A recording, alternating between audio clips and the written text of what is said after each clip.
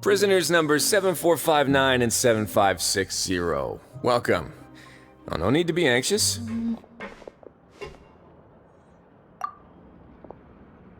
Your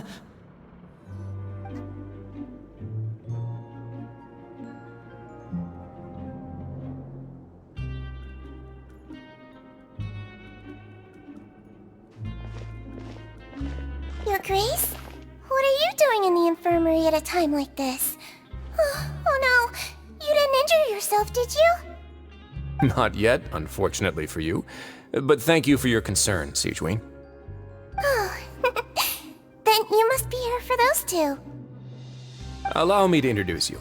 This is the infirmary, and Sigewin here is the Fortress of Meripede's head nurse. Hello, new faces. They call me the head nurse, but I actually handle all the nurse-related work all by myself down here. Since you seem to have some rare downtime with no patients, perhaps you could find the time to join us for dinner? Oh, then these two must be some important convicts. Sure, I'll join the welcome party. Thank you. Your presence will be the pièce de résistance for today's tour. Oh, so the tour part is over now? I believe I've already covered the primary aspects of life here in the fortress. As for your work, there'll be someone else to guide you through the details. Is there anything else? I seldom conduct tours, so why don't you just ask if you have any questions? Well, this is our first time here. Paimon's not sure what to ask. Then let's head back to the coupon cafeteria. Maybe a meal will help you think up some questions.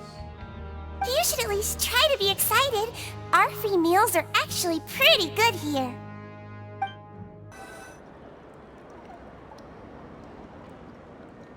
What do you think of the food? Does it meet your expectations? Wow, it looks delicious!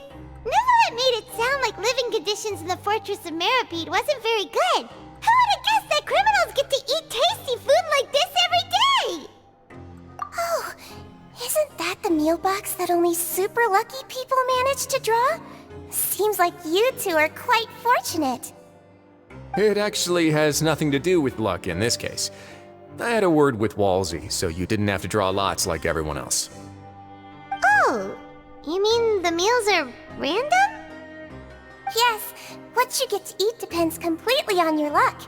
You could say that it's a distasteful little game that Chef Walsey likes to play here in the cafeteria. Paimon knew it! If criminals got to eat tasty food like this every meal, the crime rate in Fontaine would skyrocket for sure! Excuse me, did I hear you mention Nervulette just now?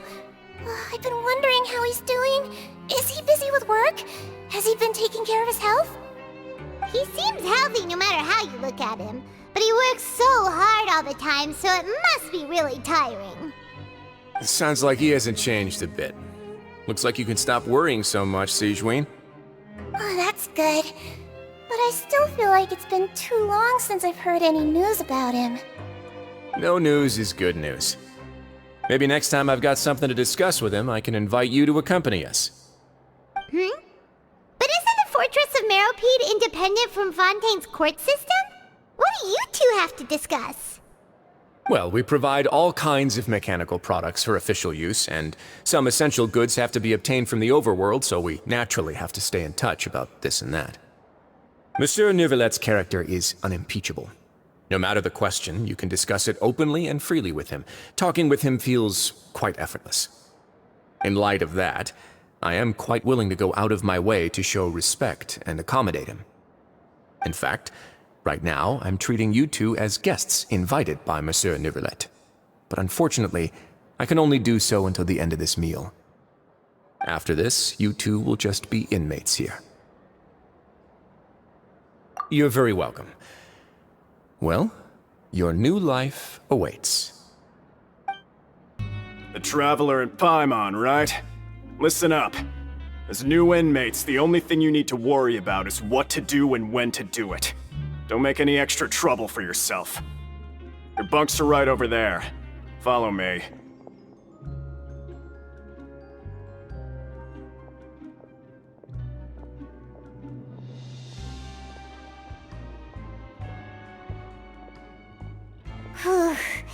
So this is where we'll be sleeping from now on. Oh, Paimon can't believe this! The days of staying home and reading detective stories are like a dream now. By the way, Traveler, we saw a lot of things worth investigating just now. Even though the Duke didn't say it too directly, judging from what he said at the end, it seems that he was only welcoming because we know Neuvillette. We are criminals, and Paimon did eat that cake, but we're actually here to help Neuvillette. Is it possible that he knows we're here on a mission? Or is Paimon overthinking things? Yeah, Paimon thinks so too. He probably knew why we came here from the very beginning and intentionally wanted to send us a message. Maybe something like, "Hey, I have my eyes on you, so don't try anything funny." Yeah, you're right. It's not like we can go back to Neuvillette empty-handed and say, "The dude looks scary, so we gave up." And besides, the Duke said that he was willing to go out of his way to show respect for Neuvillette, right? So, we at least need to try. But Paimon hasn't gotten a clue where we should start our investigation. You mean... Yeah, that's what Paimon was thinking too! Paimon almost spilled the beans when we ran into him. Fortunately, based on his attitude, it looks like the Duke sees Lyney as just another inmate. We worked so hard to help clear Lyney and Lynette's names, and yet we turn around and bam! He's in prison anyway! Oh, right! Lyney and Lynette are from the House of the Hearth. They work for the Knave, so they could be here to investigate too! Huh? Oh, it's a card!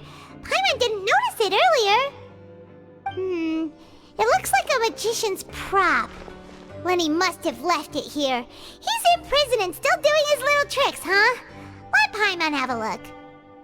It was nice to bump into you again. Let's catch up in the production zone tomorrow. What in the world?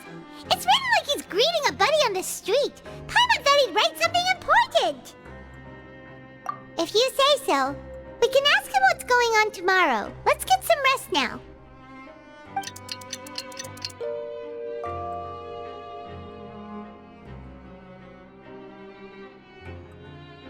Hey, you're finally awake! Well, it's Paimon's first day as a prisoner. Last night, Paimon dreamed about getting interrogated by the guards until Paimon told them everything, and then Paimon woke up. Hey, come on! It's just a dream, okay? Paimon wouldn't really squeal. Maybe? Hey, lazy bones! What are you still doing here? If you don't want to starve, then get yourselves over to the production zone. Sorry! We're going right away!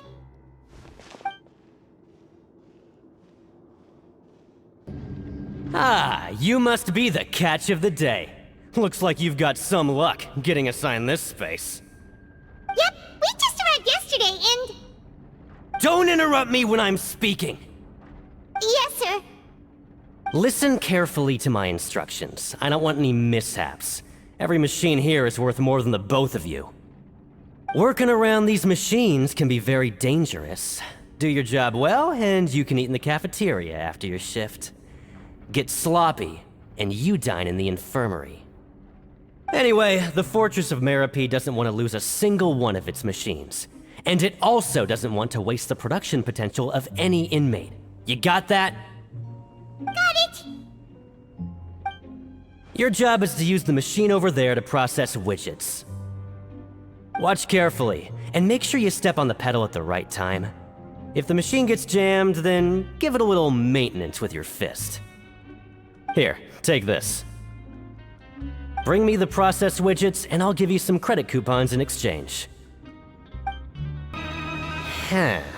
This one is tolerable. Though since the processing is done by machine, the product is all pretty much the same anyway. Alright, I'll pass you for now. And we'll count up how many credit coupons you've earned.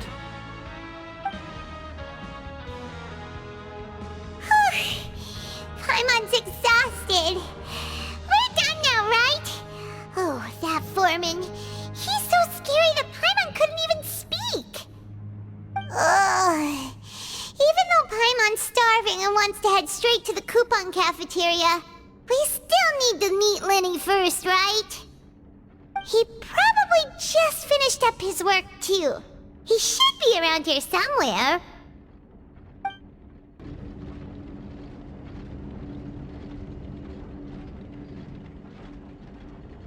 Hey, over here.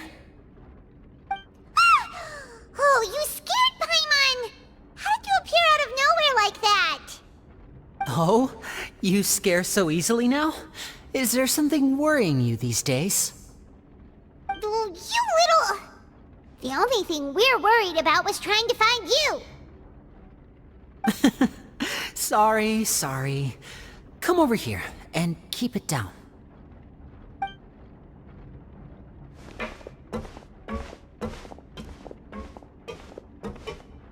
Oh, Lynette! You're here too! You two really are inseparable. That's right. My brother simply can't stand to be away from me. It's not just Lynette. Fremine is also here. Do you still remember him? Oh, you mean that diver from the House of the Hearth, right? Paimon remembers seeing him in the court of Fontaine before. Now hurry up and tell us, how did you end up as criminals this time? We fought so hard at court to prove you were innocent, but now it looks like our incredible court battle was for nothing! Sadly, even the teeniest of things can land you in prison these days. I put together a street performance and used the popularity we gained from the Opera House incident to attract a big crowd. And then? Next, I invited several audience members to participate in the show. And then, with the entire audience watching, their wallet suddenly disappeared. My brother was charged with theft, and I was charged as his accomplice, having assisted him in his crime. It really isn't that bad. The missing wallets are all in the leftmost drawer of the Maison Gardiennage's big filing cabinet. We just need to see how long it takes to discover them. Yep, we should be released then. In terms of the magic trick itself, I think the performance went perfectly. Leave it to Lyney to magic himself into prison. Indeed. Last time I hid my identity from you, I promised that I'd tell you absolutely everything if you were angry about it. No more secrets. So I don't plan on keeping anything from you this time either. At the moment, the House of the Hearth's interests don't conflict with yours at all. We were instructed by the father of our house, the Knave, to come here and conduct an investigation. Told you so! See? Paimon guessed right. As for what we're investigating, perhaps you haven't heard, but the fortress of Meropide hides a secret. Some even say that the entire fortress exists just to protect it. The House of the Hearth has been investigating this for a very long time, trying to uncover its mysteries. But recently, all of our informants, including the ones that had infiltrated the guards, suddenly vanished and have not been heard from since. We believe that this is a direct provocation, and it's the reason why we came here. Father has somehow managed to confirm that Focalors does not have Fontaine's gnosis. Huh? How did she manage to learn information that important? Father has her ways. Many of them are beyond our imagination, and we've never had the chance to see her at work. But we trust her conclusions. It was this information that led us to suspect that Fontaine's gnosis might be in the fortress of Meropide and is related to that secret. So it's all about the gnosis again. Well, that's about it from our side. How about you two? Did Monsieur Nervillette send you here?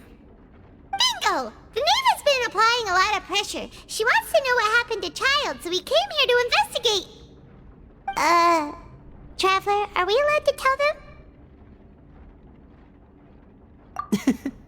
You don't need to worry too much about that. She's just asking for a report on Master Child's predicament as a means of pressuring you. Father used this situation as a pretext to negotiate with two high-ranking officials in the court of Fontaine. She actually just wants to be able to make concessions on this matter for gains elsewhere, almost like a bargaining chip. Sometimes you need an excuse to do things you otherwise couldn't. And a harbinger is more valuable than you might imagine. Of course, it's not a complete farce. If we do manage to find out what happened to Master Child 2, then diplomatic relations with Fontaine could improve, and Snezhnaya might even be able to adjust its stance a bit. Is it just Paimon, or does it feel like we're the only ones who actually care about Child's situation? The relationship between the Harbingers must be as bad as ever. I wouldn't go that far. Father just has different standards than we do when it comes to what can be sacrificed for an advantage. By the way, I have a suggestion. Why don't we team up?